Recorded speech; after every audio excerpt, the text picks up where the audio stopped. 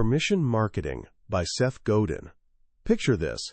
A guy in his best suit walks into a singles bar, spots the first person he sees, drops to one knee, and asks them to marry him. She says no, so he gets up, brushes himself off, and does it again and again. All night long, he proposes to every single person in the room. When he goes home alone, he blames the suit. He blames the bar. He fires his tailor and tries again tomorrow night with a new suit in a different bar. Sounds ridiculous, right? But here's the wild part. This is basically how marketing has worked for almost a century. Companies pour billions into crafting the perfect message, then interrupt complete strangers 1,000,000 times a day through televisions, mailboxes, and phone screens, essentially proposing marriage. When we ignore them, they just shout louder. But what if there's a better way, a more human approach? Something that feels less like a desperate proposal and more like actually dating. Building trust first. Turning strangers into friends, and only then, turning friends into customers. This is the game-changing idea behind permission marketing, written by legendary marketing thinker Seth Godin. Published in 1999, right as the internet was taking off, this book didn't just predict the future, it created the blueprint. Godin spotted a crisis most people hadn't even noticed yet, an attention crisis. A world so cluttered with messages that attention itself, not money or products, became the most valuable resource. Today, I'm going to share this book's profound wisdom with you. And here's my promise. By the end, you won't just understand marketing better. You'll see the world differently. You'll understand the subtle dance of trust and attention that shapes every relationship, from the brands you buy to the friendships you keep.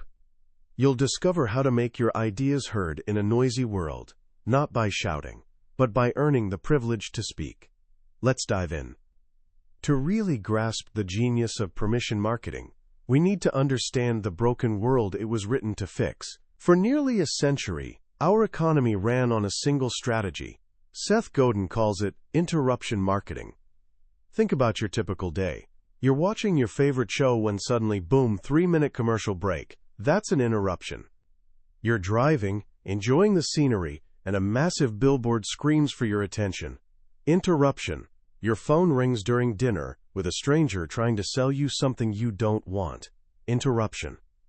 For decades, this was the only game in town. If you had a decent product and enough money to interrupt enough people on TV or in magazines, you were basically guaranteed to win. The formula was simple. More interruptions equals more sales. The entire advertising world, from Madison Avenue giants to tiny local businesses, ran on one question. How can we interrupt people effectively enough to make them buy? Then something broke. The system started failing. And it failed for two simple, very human reasons. First, clutter. When Seth Godin was a kid, there were only 3 TV channels. Everyone saw the same commercials, knew the same jingles. Marketing messages were rare, so they got noticed. But that scarcity evaporated. Cable TV brought hundreds of channels. The internet brought millions of websites.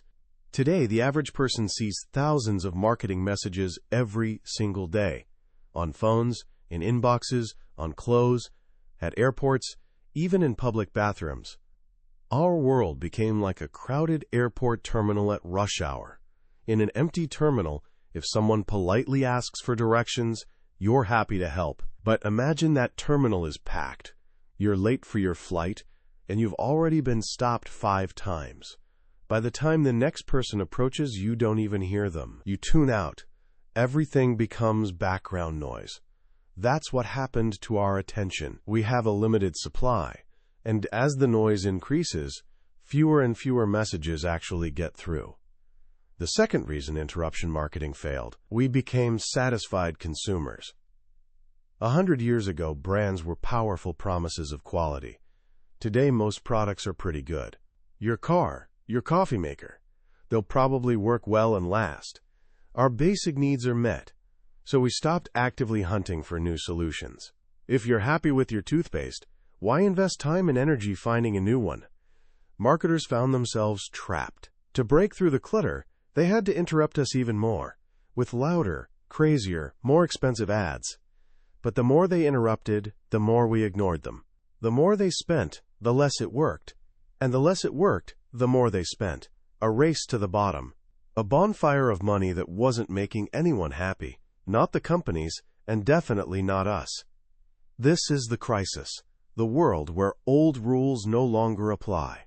And into this chaos, Seth Godin introduces a simple, elegant, profoundly human solution. Permission marketing. Instead of interrupting strangers, what if we only talked to volunteers? Instead of barging in, what if we knocked politely and offered something valuable in exchange for someone's time and attention? This is permission marketing's core. It's a privilege, not a right, to deliver a marketing message. That privilege must be earned. The goal is creating marketing that's anticipated, personal, and relevant. Let's break down these three crucial words. Anticipated means people actually look forward to hearing from you.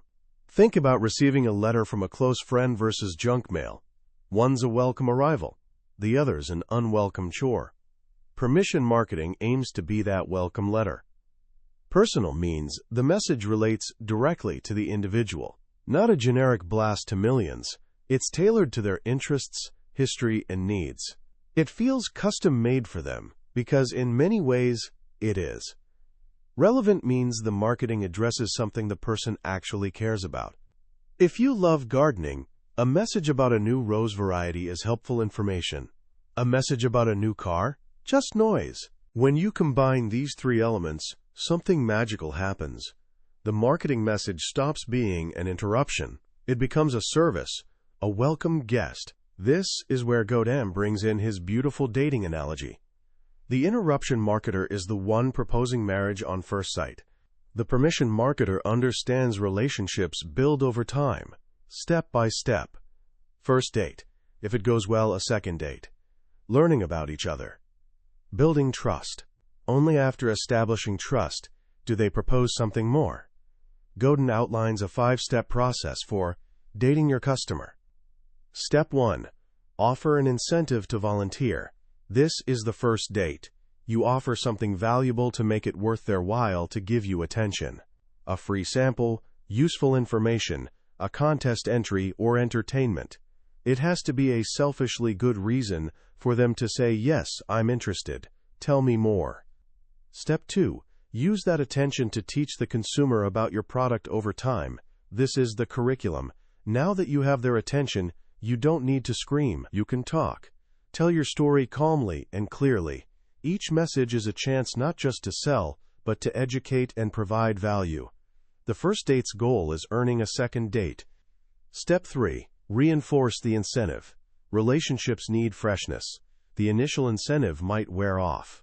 The permission marketer keeps things interesting, ensuring people continue getting value from paying attention. Step 4. Offer additional incentives to get even more permission. As trust grows, you can ask for deeper permission. Permission to learn about their hobbies. Permission to offer new product categories. You're advancing the relationship. Finally, step 5. Over time, leverage that permission to turn a profit. This is where your built trust becomes a real asset. You can now sell to them, and because the relationship's built on trust and value, they're far more likely to buy. This process fundamentally transforms marketing economics. An interruption marketer pays for every single interaction.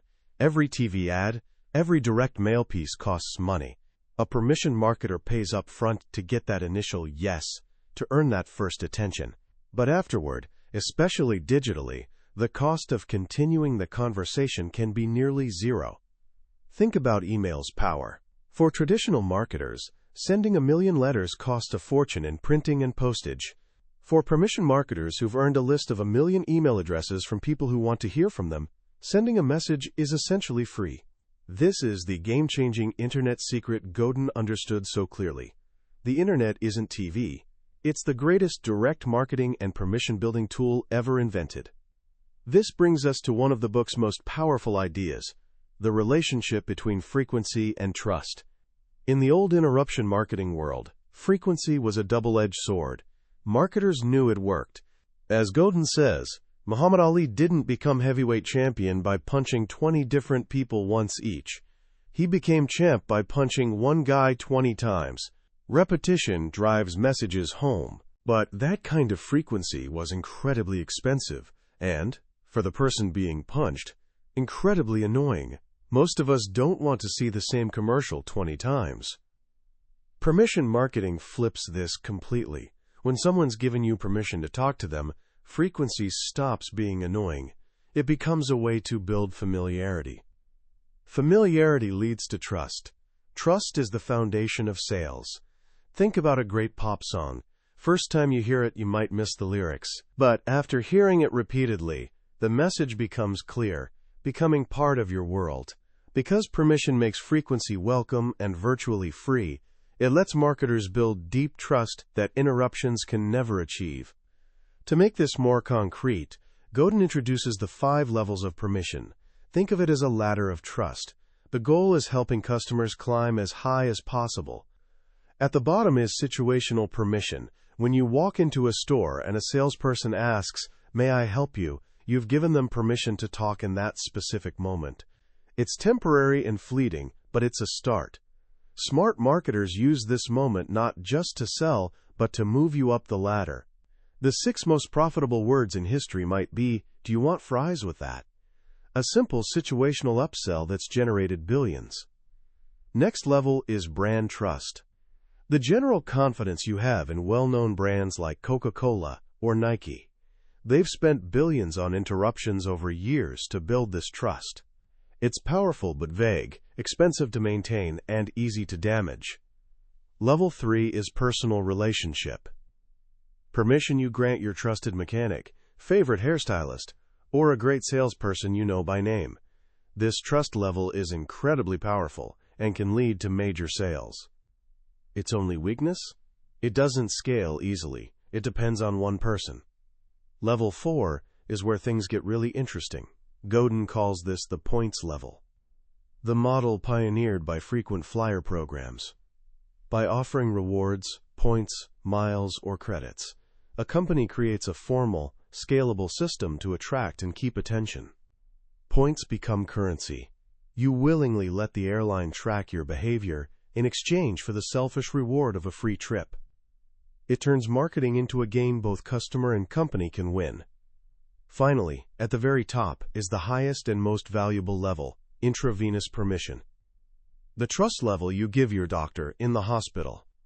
You've given them permission to make decisions on your behalf. The classic marketing example is the milkman. You don't call daily to order milk. You give him permission to notice when you're running low and leave a new bottle on your doorstep. Today, this model lives in subscription services. A company like Streamline installs a refrigerator in your garage and restocks groceries weekly. You've outsourced decision-making. This trust level is the holy grail for marketers, creating relationships incredibly difficult for competitors to break. This journey up the permission ladder requires marketers to follow sacred rules. First, permission is non-transferable. You can't sell or rent the trust you've earned. If your best friend trusts you, you can't pass that to a stranger. Doing so instantly destroys the relationship. Second, permission is selfish. Consumers always ask, "What's in it for me?" Every interaction must provide clear, obvious benefits. Third, permission is a process, not a moment. It's a long-term relationship requiring patience and nurturing, like a farmer tending crops, not a hunter seeking quick kills. Finally, permission can be canceled anytime. Consumers are always in control, forcing marketers to continually earn attention and respect. Perhaps the most profound shift permission marketing demands is changing focus from market share to share of customer. For 100 years, big companies aimed to sell as much of one product to as many people as possible. But Godin, inspired by Don Peppers and Martha Rogers, argues it's wiser and more profitable to focus on selling more things to customers you already have. Getting new customers is incredibly expensive. You spend money interrupting them and time winning trust. So once you have a loyal customer who's given permission, the smart move is finding more ways to serve them. If a customer trusts you enough to buy jeans, maybe they'll also trust you for a belt or jacket. By increasing your share of their wallet, you build a much more stable, profitable business. This is the brilliant strategy behind Amazon. When they started, many saw them as just an online bookstore. But Godin saw something deeper. Amazon wasn't just building a store, they were building a permission asset. They have permission to track which books you buy and browse, permission to send promotional emails. The real payoff comes when they leverage that permission. Imagine Amazon noticing 1 million people bought mystery novels from them. They can go directly to a famous mystery writer and say, "Write your next book for us. We already have 1 million people who trust our recommendations and are ready to buy." Suddenly, they've used permission to transform the entire publishing industry. This is permission marketing's ultimate power. It's not just a new tactic, it's a fundamentally different way of viewing the relationship between company and customer. A shift from monologue to dialogue, from hunting to farming. Most importantly, from shouting at crowds to whispering to friends. A model built not on the brute force of big budgets, but on the simple, timeless power of earning and keeping someone's trust. When you step back and look at permission marketing, what's truly remarkable is how Seth Godin saw the future with such clarity. He wrote this in 1999, when the internet was still a curiosity for most people, a dial-up world of screeching modems and clunky websites. Yet he perfectly diagnosed the disease defining our modern lives, the overwhelming flood of information and resulting poverty of attention. Today, the clutter he described has become a tsunami. We're bombarded not just by commercials, but by social media notifications, endless streaming options, push alerts, and 1 million other digital demands on our time. His central idea, that attention is the most scarce and valuable resource, is 1,000 times truer now than then. What I find most powerful about this book isn't just business acumen, but its underlying philosophy of respect. At its heart, permission marketing is about treating people like people, not targets on a spreadsheet. It recognizes that attention is a gift, and to receive that gift, you must be worthy. You must offer value, be honest, and build relationships based on mutual benefit. This lesson extends far beyond marketing. It's for anyone wanting their ideas heard. Whether you're a student trying to lead a club, an artist building an audience, or just someone wanting to connect more deeply with people around you, the principles are the same. Don't interrupt, don't demand. Instead, earn the privilege. Offer value first. Be anticipated, personal, and relevant. So how can you start applying this wisdom in your own life right now? Here are a few simple thoughts. First, become a more conscious consumer of information. Notice the difference between messages you've given permission to and interruptions. How do they make you feel? Unsubscribe from email lists that no longer serve you. Unfollow social media accounts adding to the noise. Curate your world so you're only giving precious attention to people and ideas that truly matter.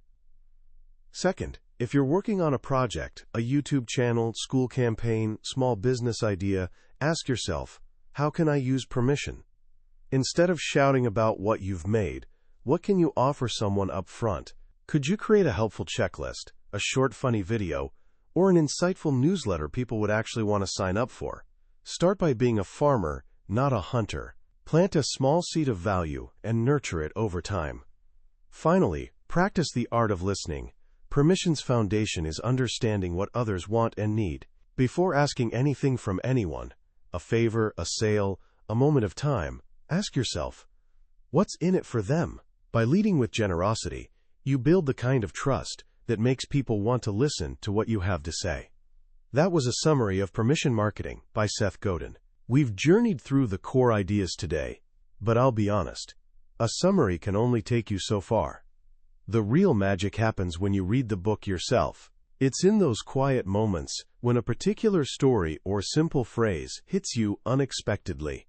This podcast is designed to help you decide if this book is worth your time. If the idea of building trust instead of just making noise has resonated with you, I encourage you to grab a copy. Reading it isn't just learning, it's an experience that can genuinely change how you see the world and your place in it. A link to the book is in the description. Also, if you found this journey valuable, please show your support by hitting that like button and subscribing to the channel.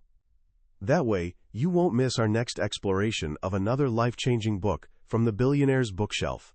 Let's keep learning and growing together.